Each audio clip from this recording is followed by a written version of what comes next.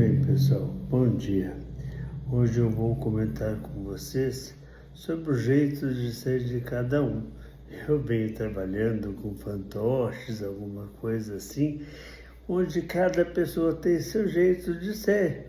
Umas são mais vaidosas, outras vão na academia, outras, enfim, várias coisas.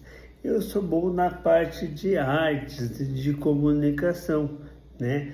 Como vocês perceberam um pouco, eu tenho esse leve defeito. Muitas vezes eu estou passando pela rua, o rapaz aí do Neco, o rapaz do fantoche.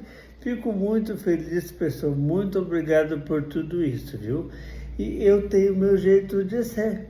E vocês, têm o jeito de ser de vocês? Cada um é de uma forma, não podemos mudar isso, podemos melhorar o jeito que somos, tá bom? Um abração, pessoal!